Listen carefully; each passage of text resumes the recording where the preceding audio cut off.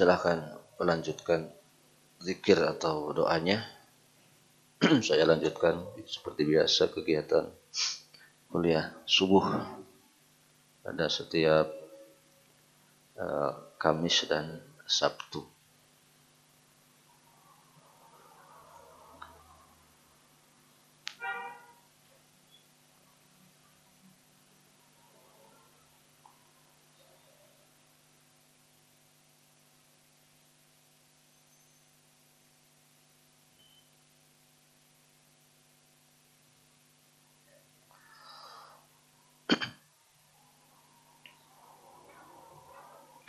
Assalamualaikum warahmatullahi wabarakatuh.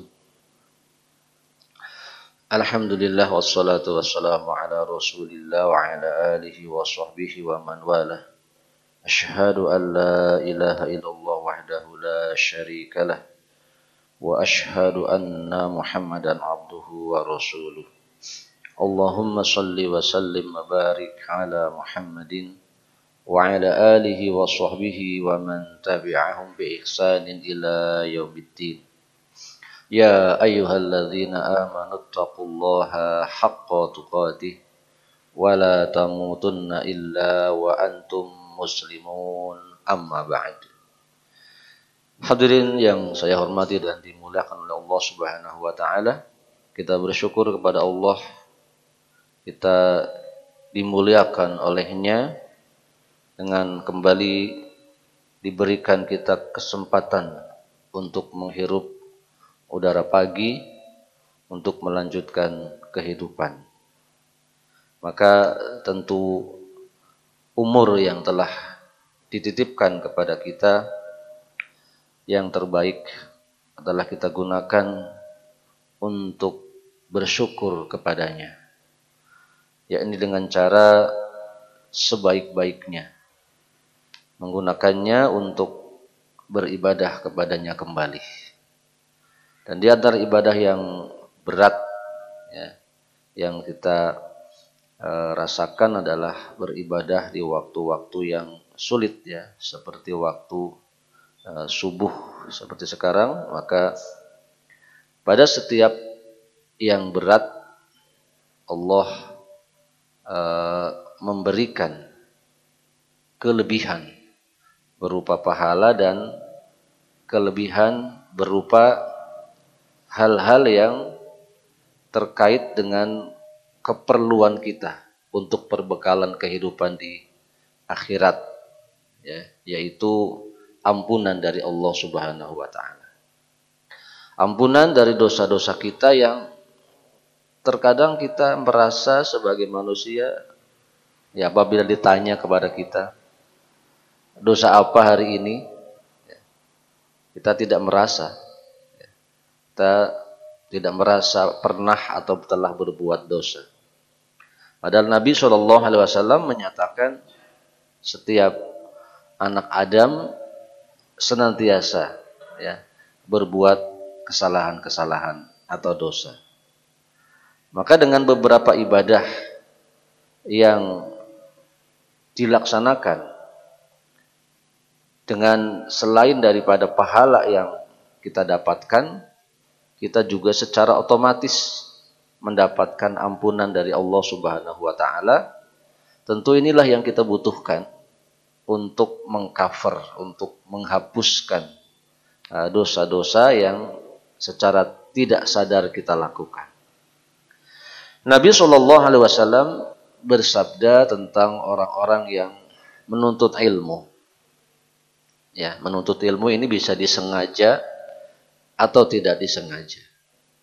Yang disengaja dia memang sudah punya jadwal, ya, datang ke pengajian setiap waktu tertentu yang telah ditetapkan. Yang tidak disengaja yang seperti ini, kadang-kadang kita masuk sebuah masjid, niatnya cuma mau sholat, ternyata ada pengajian, kemudian kita pun ikut. Ya. Kata Nabi SAW, wa innal malaikata la tad'u ajnihataha ridon li talibil ilm. Kata Nabi sesungguhnya para malaikat itu merendahkan sayapnya. Merendahkan sayapnya bisa berarti memang ia malaikat turun. Ya, seperti pada hadis yang lain memberikan naungan perlindungan kepada orang-orang yang menuntut ilmu, atau berarti ta'zim, ya, memuliakan orang-orang yang menuntut ilmu. Ya. Ridwan li talibil ilm, dan ridho kepada ilmu yang dicarinya. Wa innal alim liyastaghfiru lahu man fis samawati wa man fil ardi. Ya.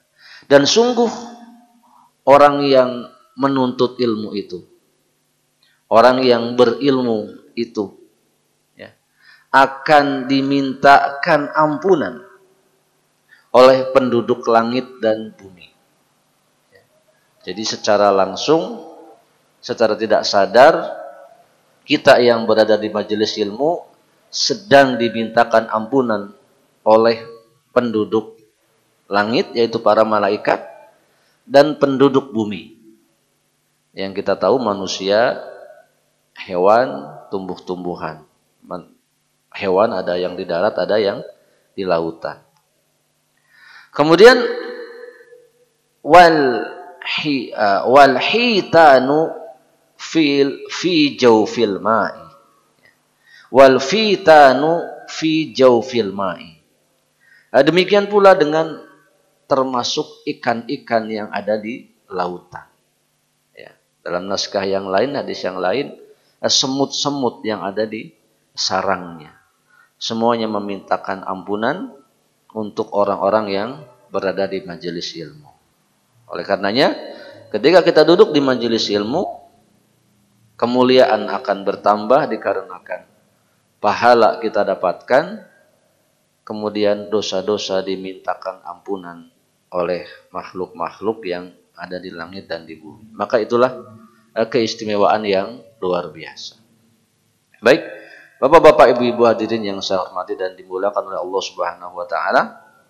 Kita lanjutkan majelis kita pada hari Sabtu adalah tahsin, ya, atau pembahasan mengenai ayat-ayat di dalam Al-Qur'an yang sekali lagi kita sampaikan agak sulit bagi kita sebagai orang non-Arab, ya, bukan Arab, untuk bisa membaca Al-Quran dengan baik dan benar tanpa latihan. Ya. Hatta yang latihan pun terkadang tetap sulit. Ya. Jadi kalau kita ditanya, ya, sebagai pengajar, apalagi oleh orang-orang yang bukan tanda kutip waktunya lagi untuk belajar, ya, maksudnya kadang-kadang kita kan, saya sudah tua lah, masa iya harus belajar seperti ini seperti itu. Ya, secara kita bilang begitu, tetapi ingat pesan Nabi bahwa menuntut ilmu tidak ada batasan umurnya. Tapi kadang-kadang kita merasa begitu, kita sudah tua, bukan waktunya lagi untuk belajar. Dan kenyataannya memang demikian. Pada saat usia-usia seperti kita ini, seperti bukan usia produktif begitu, sehingga untuk belajar sesuatu yang sulit makin sulit. Ya. Nah, jadi kalau ingin bagus, ingin benar dalam membaca Quran, berapa lama belajarnya? Ya. Kalau serius betul-betul, ya, memang belajar, kemudian dia menghadap kepada gurunya, kemudian dengan pembelajaran yang sistematis, kemudian memang seperti pelajar, ya, ada pelajaran, ada teori, ada praktek, ada PR, dan dites, ada ujian yang seperti itu. Itu waktu 5 tahun kadang-kadang tidak cukup, ya, untuk mencapai target yang diinginkan. Kalau hanya ketemu sepekan 2 kali dalam waktu 1 sampai 2 jam. Itu pengalaman kita dalam menyampaikan pelajaran seperti itu. Tidak cukup waktu 5 tahun. Apalagi yang sama sekali tidak mau belajar. Sama sekali tidak pernah duduk di depan guru, mendengarkan bagaimana cara mengucapkan huruf-huruf atau kalimat-kalimat ayat-ayat di dalam Al-Quran. Dan ini banyak disepelekan. Akibatnya, ya mohon maaf, ada banyak orang sampai tutup usia memang belum bisa membaca Al-Quran atau belum bisa membaca dengan baik. Maka kita berikan solusinya di sini, kita sampaikan kajian-kajian yang mungkin tidak secara langsung dengan teori dan praktek yang sistematis, tetapi setidaknya mampu membantu. Dan tentu disimak kembali. Kita alhamdulillah Pak Riki sebagai petugas di sini mengupload kegiatan kita di YouTube, jadi bisa dilihat ulang apa-apa yang sudah disampaikan. Baik, yang lalu kita sudah sampai surah Al-Lahab. Ya. Kadang-kadang nama surat pun kita tidak tahu. Namanya, bacanya sering, nama suratnya apa ya? Ini dia. Ya. Surah Al-Lahab ini bunyi apa dia? Tabbat yada dan seterusnya. Maka di atas surah Al-Lahab juga sama masalah lagi. Nama-nama surat dan urutannya ada banyak yang tidak tahu. Ya. Nah, di bawah surah Al-Lahab surah apa tidak tahu. Di atas surah Al-Lahab surah apa tidak tahu. Maka ini pun bagian dari yang harus kita ingat-ingat. Ya. Surah Al-Lahab kalau ke bawah Al-Ikhlas yaitu kulhu, kemudian Al-Falaq, kemudian An-Nas sebagai surat yang terakhir. Nah, berapa jumlah surat semua dalam Al-Quran? 114 surat. Ya. Yang pertama surah Al-Fatihah, yang terakhir surah An-Nas. Nah, itu ada urutan, ada nomor-nomornya. Ya. Nah, di atas surah Al-Lahab ada surah namanya An-Nasr. Ya. Surah Idzaja kata orang. Ya, memang bunyi dia ayat 1 Idzaja. Ya. Tapi namanya surah An-Nasr. Ya. Baik, Bapak Ibu yang saya hormati dan dimuliakan oleh Allah Subhanahu wa taala, kita langsung pelajari tata cara membacanya surah An-Nasr ini. Ya. Baik, kita membacanya ya. Setelah saya awali, Bapak-bapak sekalian silahkan untuk mengikuti bacaannya. Meskipun tidak ada Al-Quran, insya Allah ini surat-surat pendek ya, dihafal. Yang terbaik memanglah ada di hadapan kita Al-Quran sehingga jelas yang diucapkan sambil melihat kepada huruf-huruf yang ada dalam Al-Quran tersebut yang ada di hadapan kita. Baik, setelah saya silahkan diikuti. A'udzu billahi minasy syaithanir rajim. Silakan. A'udzu billahi minasy syaithanir rajim. Bismillahirrahmanirrahim. Enggak. Bismillahirrahmanirrahim. Ayat 1 bunyi dia idza jaa nasrullahi wal fath. Kebanyakan kita, nanti kita urai dulu Pak, satu sedikit-sedikit. Menghafal surat-surat dalam Al-Quran, menghafal saja. Kita dengar lalu kita ulang-ulang tanpa ngecek ketulisan. Ya, seperti tadi di awal kita katakan, beberapa huruf perlu perincian bagaimana cara membacanya. Baik, huruf Hamzah atau yang kita kenal alif itu dibaca kuat. A, I, U. I, ya. I, bukan I tapi I, kuat. Suara dia ada di pangkal tenggorokan. Makhrajnya di pangkal tenggorokan. Tenggorokan terjauh ya, bersama dengan huruf Hamzah. Bersama huruf H. A, jadi di sini. Tidak A seperti A Indonesia, tidak. A, I, U, ya lebih lebih kuat suaranya dan ada tenaga yang dikeluarkan. Kemudian huruf zal, za. Ya, ini banyak yang salah. Za, bukan za, za. Diucapkan dengan menempelkan ujung lidah pada ujung gigi seri atas dan digetarkan. Za, iza, ya.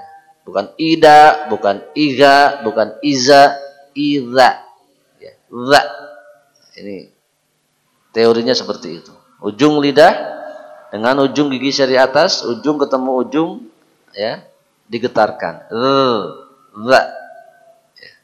Tapi berikutnya, ini yang menjadi masalah.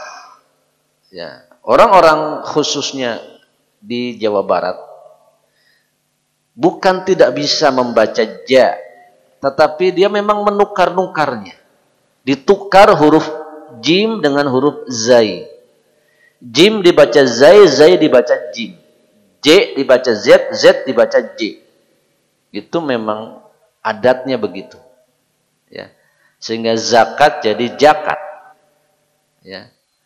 Suzuki jadi sujuki. Ini ditukar-tukar. Sehingga masuk ke Quran pun ditukar-tukar. Mestinya idza ja dibaca idza za. Ini kekeliruan yang fatal. Merubah huruf. Maka pahami ja adalah jim. Ya. Jangan ditukar. Alhamdulillah kalau tidak ditukar, orang-orang Sunda, mohon maaf, itu lebih bagus suara jimnya daripada orang Jawa. Ya.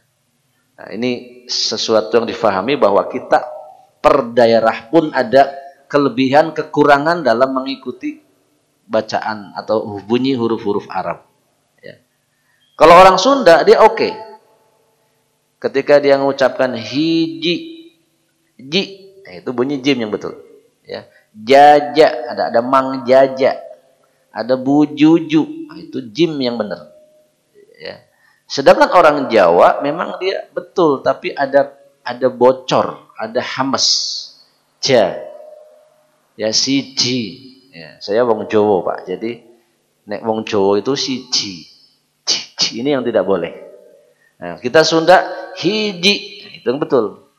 Ya, Jowo. Dari mana Kang wong Jowo? Nah, itu Jo. Itu ada bunyi itu tidak boleh. Atau ya tadi jaja, ya, juju. Nah ini yang tidak diperbolehkan dalam mengucapkan huruf ja. Ya, yang tadi kembali kepada alhamdulillah orang-orang Sunda betul dia. Asal tidak ditukar. Ya. Ditukarnya idza ja jadi idza za, nanti idza zul jadi idza jul. Ini ditukar.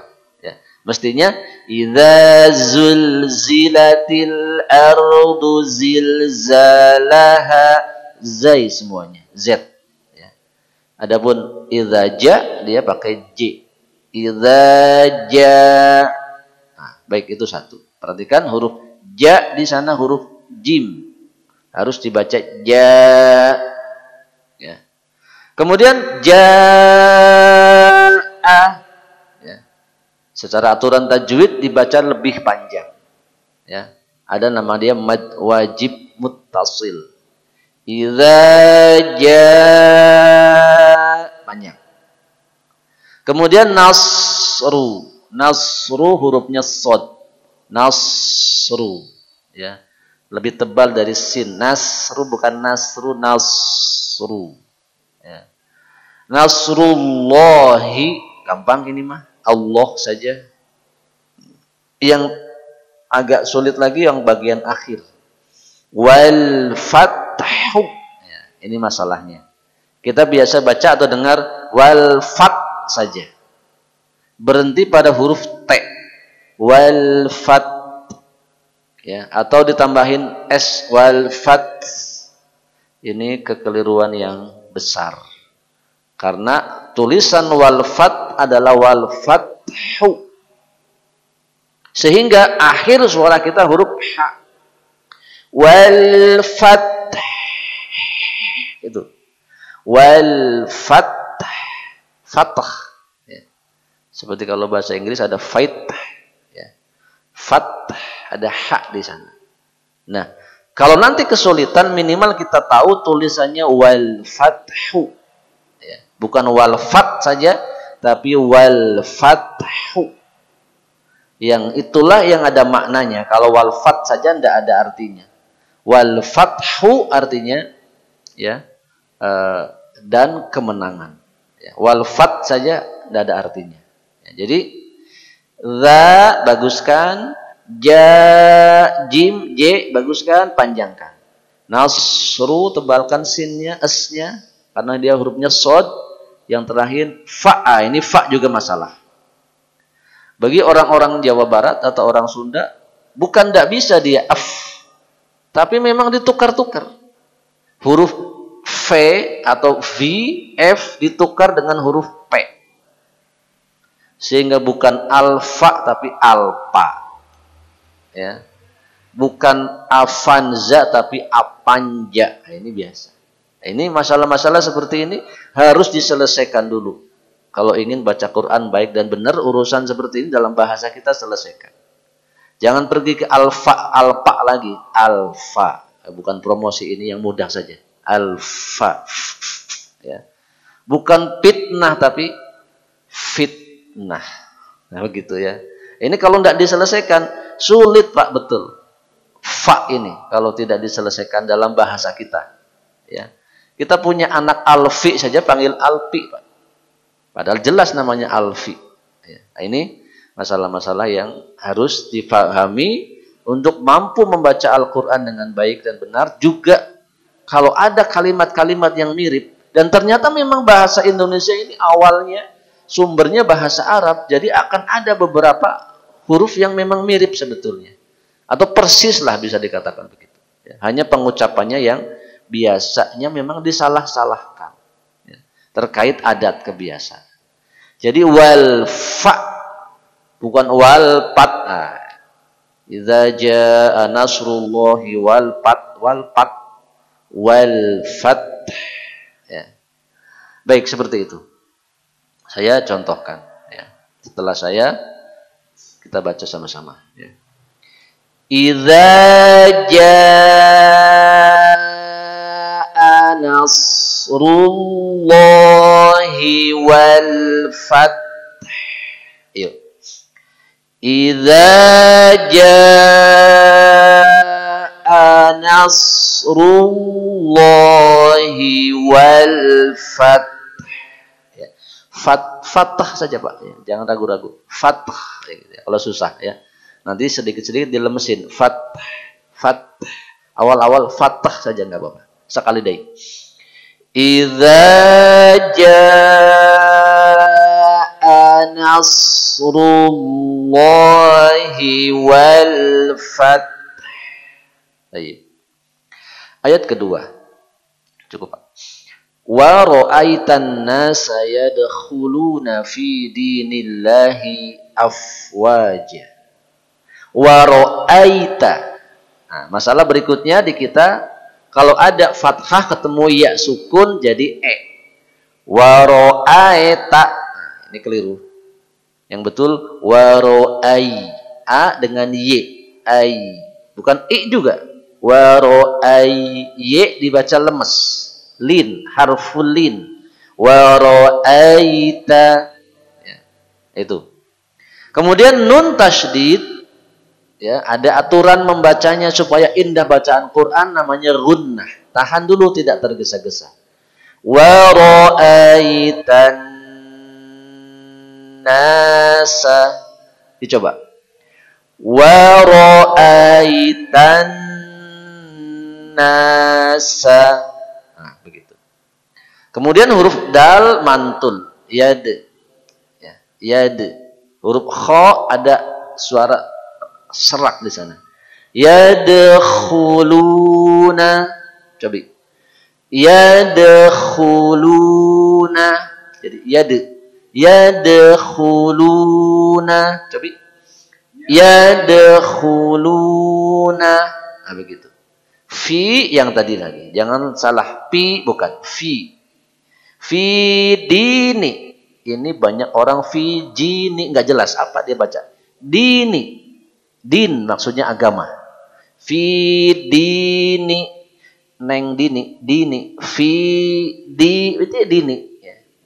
Seperti dini bahasa Indonesia ya. Fi dini, coba. Fi dini. Ya, dilihat Qur'annya itu dal ya hurufnya. Kemudian fi dinillahi. Nah, huruf Allah, kalimat Allah kadang-kadang dibaca Allah, kadang-kadang dibaca la. Ini bahasanya namanya bahasan tafhim tarqiq. Ya, tebal tipis.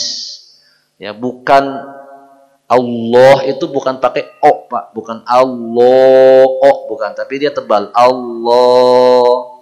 Dan kalau ini tipis fi dinillah lah. Jadi Allah dengan Allah itu sama saja.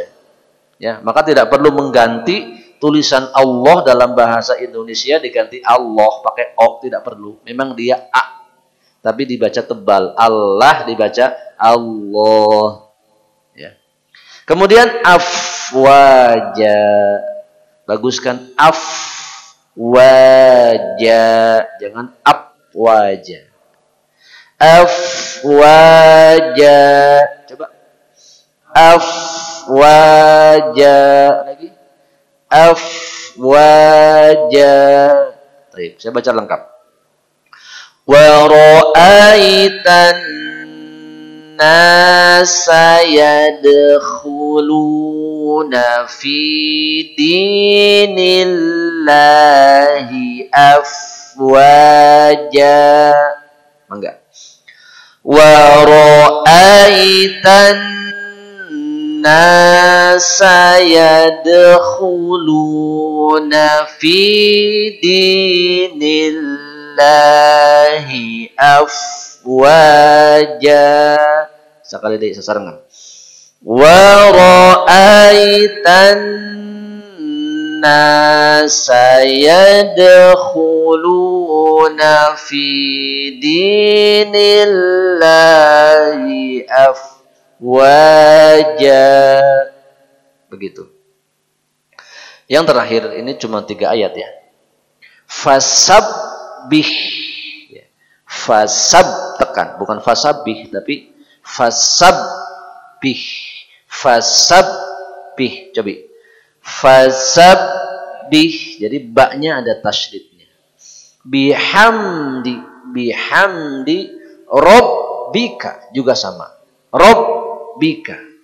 Ya, saya kasih penjelasan atau perhatian, semua kalimat rabb dalam Al-Quran itu antara ro dengan ebnya kuat. Robbi. Robbi. Semuanya. Termasuk kalau kita doa. Tidak boleh Robbana, Robbana. Robbana atina. Bukan. Robbana atina. Robbana atina salah. Robbana.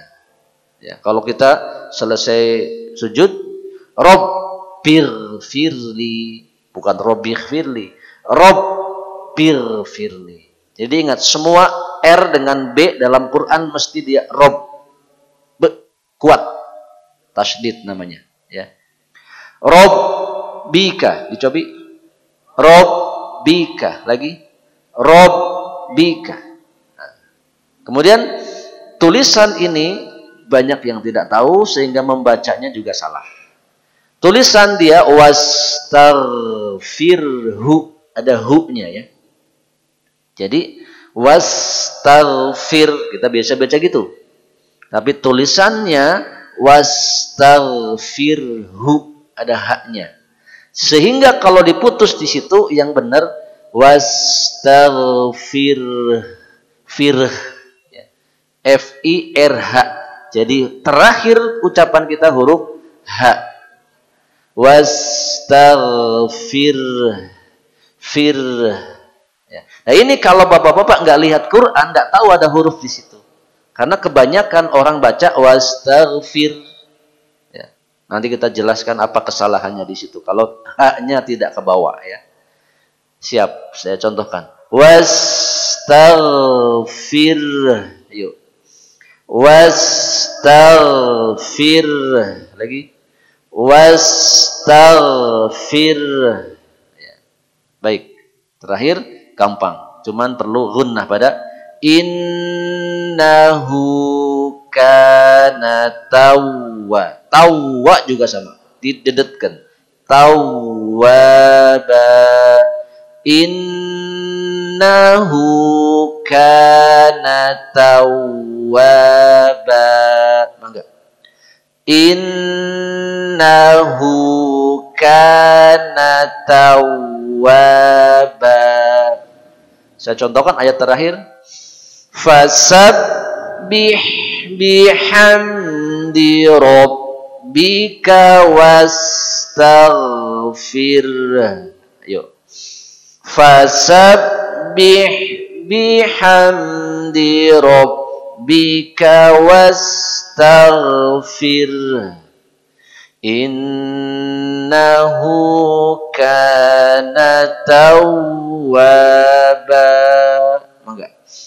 Innahu kana tawwaba. Saya contohkan dari awal, saya sekali, bapak-bapak sekali. Bismillahirrahmanirrahim. Mangga.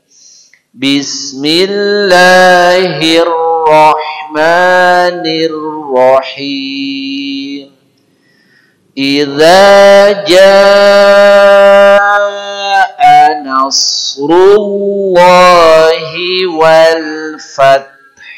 Yuk. Idza jaa nasrullahi wal fath wa ra'aitan nasa yadkhuluna fi dinillahi afwaja. Mangga. Wa ra'aitan nasa yadkhuluna fi dinillahi afwaja. Fasabbih bihamdi rabbika wastaghfir. Yuk. Fasabbih bihamdi rabbika wastaghfir. Innahu kana tawwaba. Innahu kana tawwaba. Baik, nanti diulang-ulang lagi, dilihat lagi videonya setelah diupload oleh Pak Riki untuk terus melihatnya sampai betul-betul bacaan ini baik dan benar. Baik, Al-Quran berbahasa Arab tentu tidak lengkap kita berinteraksi dengannya kecuali juga memahami minimal terjemahannya. Ya. Baik, idza apabila, jaa telah datang. Jadi bahasa Arab itu bisa dipotong-potong, terjemahannya bisa disatukan. Ya. Kalau dipotong-potong, potongannya idza apabila. Setiap ketemu idza ya artinya apabila. Jaa, nanti banyak jaa di Quran artinya telah datang. Ya. Nasrullahi, nasrun itu pertolongan, Allah itu Allah, Tuhan semesta alam. Jadi nasrullahi pertolongan Allah atau pertolongan dari Allah, wal fathu, ya, dan kemenangan. Ya, jadi apabila telah datang pertolongan dari Allah dan kemenangan. Baik. Ayat ini menceritakan Fathul Makkah, Futuh Makkah, pembukaan kota Mekah.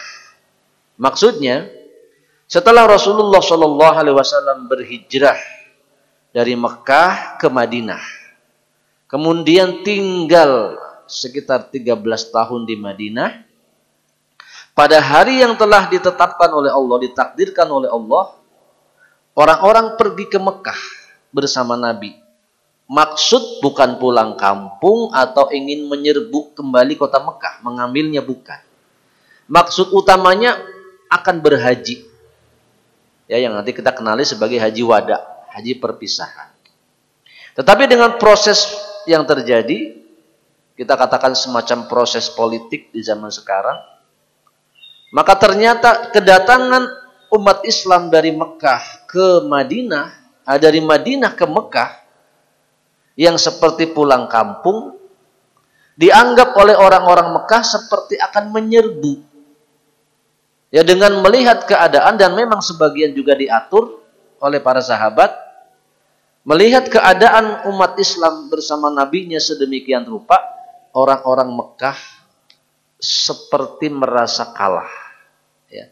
Kemudian menyerah tanpa adanya perlawanan peperangan, sehingga umat Islam kembali bisa masuk ke Mekah tanpa harus berperang, ya. Dan mereka, orang-orang Mekah pun dengan ridho mengembalikan seluruh yang ditinggalkan oleh kaum muhajirin dari Mekah ke Madinah. Sehingga hari itu Mekah menjadi negeri kaum muslimin kembali. Ya, seperti direbut kembali. Ya, dimerdekakan kembali.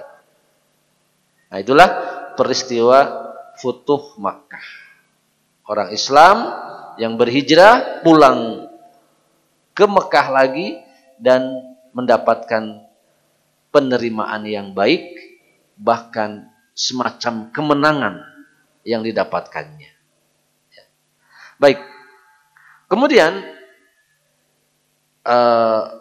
karena tuh surat ini adalah, atau peristiwa Futuh Mekah ini adalah terjadi pada akhir-akhir perjuangan Rasulullah Shallallahu Alaihi Wasallam, maka ini tergolong surat yang terakhir diturunkan, ya, diturunkan, meskipun, ya, kemudian ada perbedaan-perbedaan pendapat, tetapi umumnya orang mengatakan ini surat yang terakhir.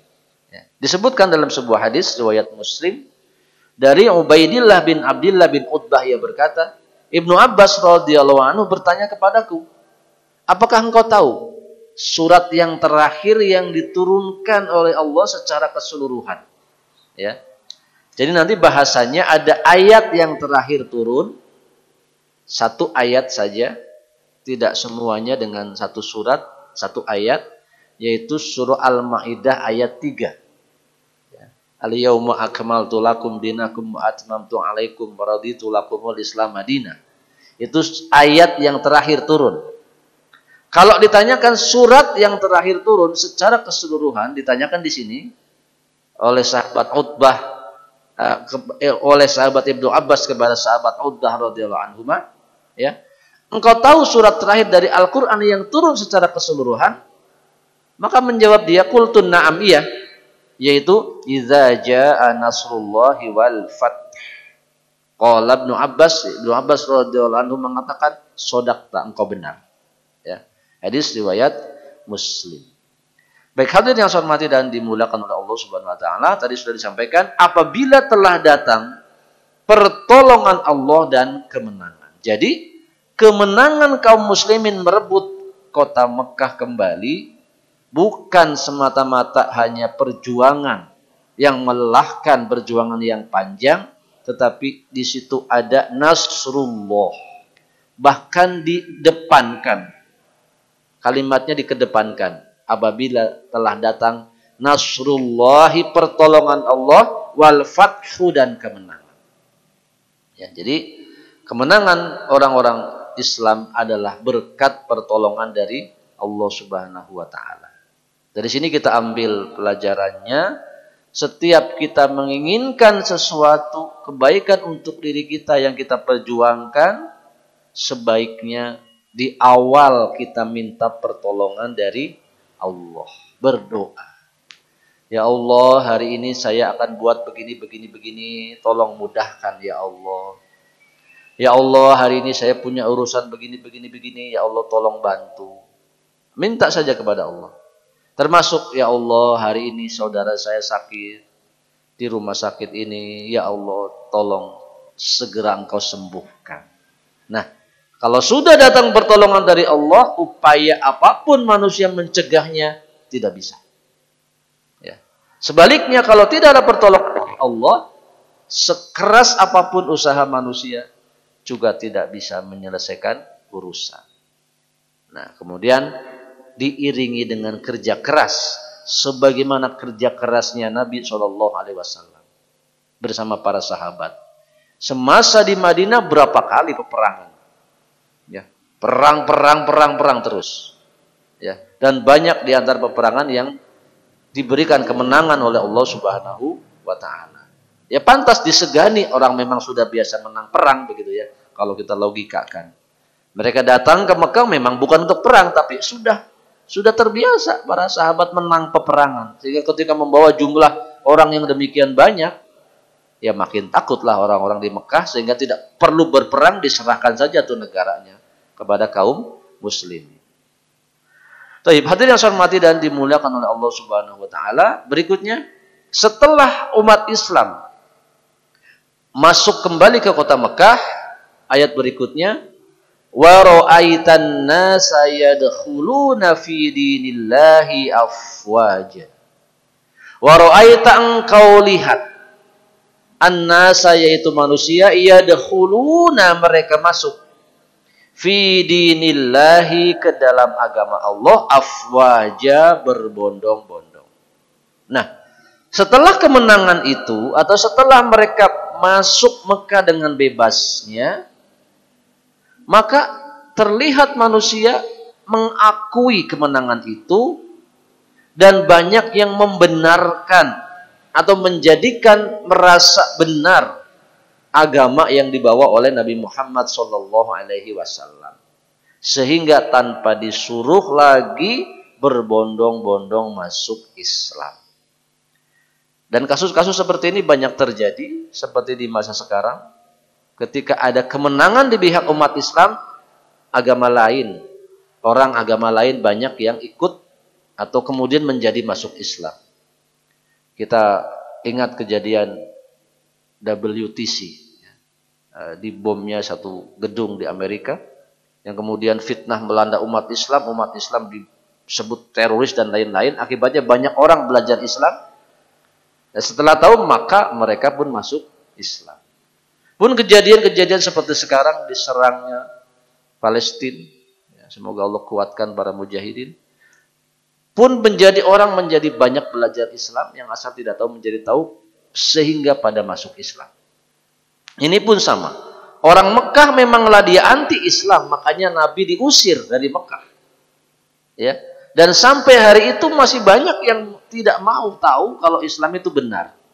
Atau sudah tahu Islam itu benar, tapi takut-takut dalam masuk Islam karena temannya yang masih sedikit. Maka tatkala datang kaum muslimin dengan jumlah yang sedemikian banyak, mereka pun timbul keberanian untuk masuk Islam. Maka itulah mereka berbondong-bondong masuk Islam. Dan di antara mereka ada yang membuktikan kebenaran. Ya, membuktikan kebenaran. Maksudnya bagaimana? Kita tahu bahwa kota Mekah itu dilindungi oleh Allah. Dan tidak sembarang kekuatan bisa masuk ke dalamnya dengan aman. Maka kita pernah atau sudah mendengar yang dalam ayat ini, sebelum ayat ini atau sebelum surat ini, nanti di atas surat ini kita bahas, yaitu tentang penyerbuan tentara bergajah yang dipimpin oleh Abrohah. Ya. Jadi waktu itu belum ada Islam. Nabi pun belum lahir. Tapi sembarangan kekuatan tidak bisa masuk Mekah karena Mekah dilindungi oleh Allah. Maka ketika Abrohah hendak menyerang Mekah, tidak kesampaian. Sebelum sampai ke Mekah sudah dihancurkan. Jadi kesimpulan mereka orang-orang Mekah, kalau ada kekuatan yang ingin mengambil kota Mekah, itu hancur kalau kekuatan itu memang tidak benar. Ya. Maka ketika mereka melihat para sahabat dan nabinya masuk Mekah dengan aman, Maka mereka pun berpikir, oh ini berarti benar nih. Masuk Mekah tidak diapa-apain, tidak ada penyerangan dari sebarang kekuatan dari kiriman Allah Subhanahu wa taala. Ya. Dan kemudian dalam sebuah hadis disebutkan dari Syekh Bukhari, maksudnya Al-Imam Al-Bukhari rahimahullah taala menyebutkan sebuah hadisnya dari Amr bin Salimah. Ia berkata, "Wa kanat al-arabu talawwamu bil islamihim al-fatha fayaquluna natrukuhu wa qaumahu fa innahu in dhuhara alaihim fa huwa nabiyyun shadiq." Falamma kanat waqa'atu ahli al-fathi badara kullu qaumin bi islamihim wa badara abi qaumi bi islamihim. Dahulu bangsa Arab menunggu-nunggu untuk masuk Islam. Sebagian orang yang ingin masuk Islam tapi ragu-ragu atau takut. Ya.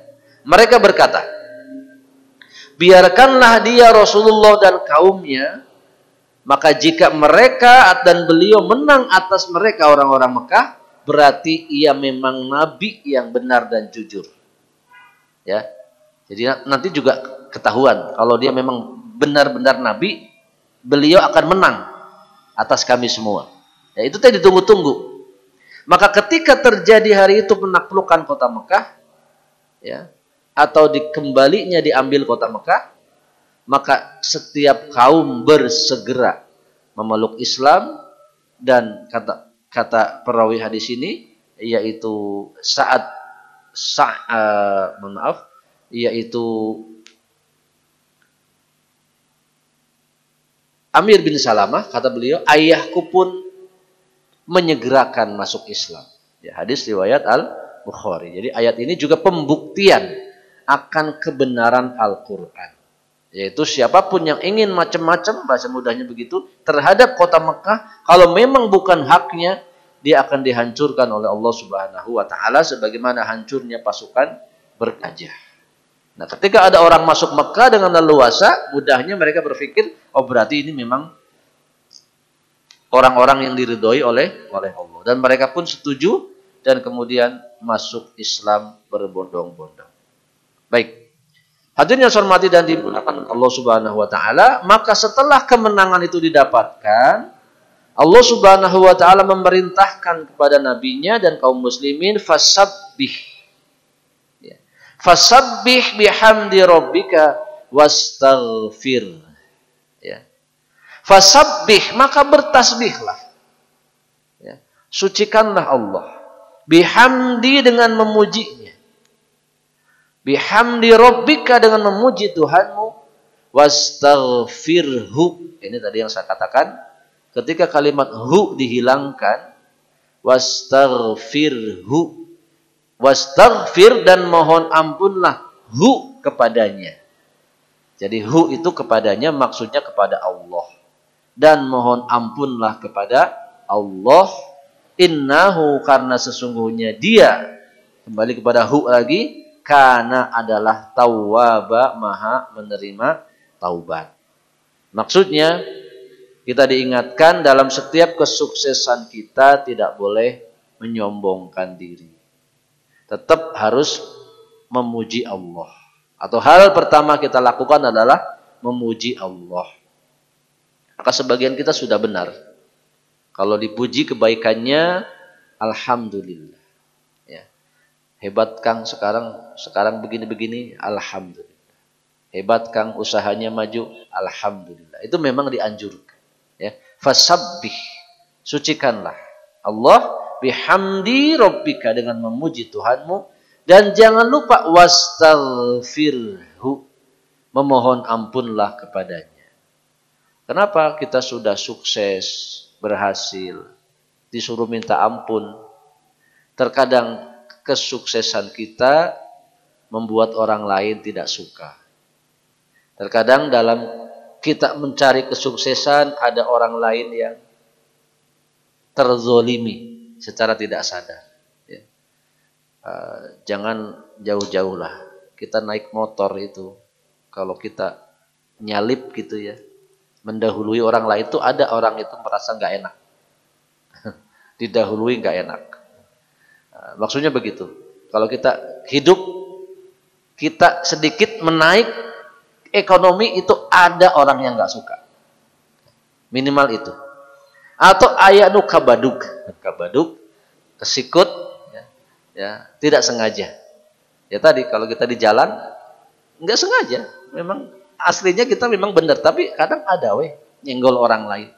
Nah, atau kalimat-kalimat yang kita gunakan dalam berbicara menyinggung orang lain.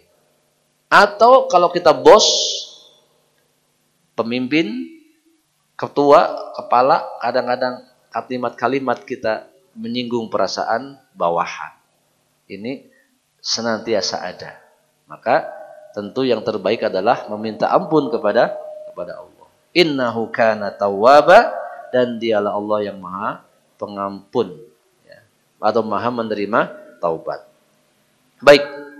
Dan setelah turun surat ini hikmah lain dari sisi fikih, bahwa kita ketika sholat, di antara bacaan yang bermacam-macam, jadi tidak satu saja. Itu yang pertama surat-surat, yang mudah saja dulu ya. Surat-surat yang dibaca setelah Al-Fatihah bebas. Terserah ya. Pilih yang mana, yang panjang boleh, yang pendek boleh. Ya. Itu bermacam-macam. Kemudian nanti kalau takbir sama enggak? Allahu Akbar sama, enggak boleh beda. Jadi kalau saya mau takbirnya mau beda, enggak boleh, enggak sah sholatnya. Takbir harus Allahu Akbar. Tidak boleh terjemahkan Allah Maha Besar, enggak boleh. Takbir Allahu Akbar. Tapi setelah takbir ada namanya doa iftitah atau doa istiftah. Ini memang orang terkadang yang tidak tahu, disangkanya cuma satu. Jadi kalau ada orang lain beda, dianggap salah. Ya, padahal riwayatnya banyak. Ya, ada yang kita kenali wajjahtu wajhiya Allahu Akbar kabiro, ada Allahumma ba'id baini, ada subhanaka Allahumma. Jadi ada beberapa riwayat yang kalau memang semuanya sahih boleh digunakan semuanya. Ya. Nah, Al-Fatihah sama. Nah, ada yang boleh beda-beda nanti, yaitu doa ruku dan doa sujud. Yang kita kenal kalau ruku apa? Subhana rabbiyal azimi wa bihamdihi. Kalau sujud, subhana rabbiyal a'la wa bihamdihi. Itu yang kita kenal atau umumnya kenal. Tetapi ini riwayat dari hadis. Setelah turun surat ini disebutkan oleh Aisyah radhiyallahu anha, istri Nabi sallallahu alaihi wasallam, ya, bahwasanya ma shallan nabiyyu sallallahu alaihi wasallam salatan ba'da an nazalat alaihi idza jaa nasrullahi wal fath, ya. Tidaklah Rasulullah sallallahu alaihi wasallam mengerjakan salat setelah turunnya surat ini. Jadi berarti beliau melakukan ini di akhir-akhir kehidupan beliau. Karena surat ini surat yang terakhir, dan setelah ini tidak lama kemudian. Oleh karenanya di antara penafsiran surat ini oleh Ibnu Abbas radhiyallahu anhu adalah beliau menafsirkan bahwa setelah turun surat ini tidak lama lagi Rasulullah akan diwafatkan oleh Allah Subhanahu wa taala. Dan itu betul.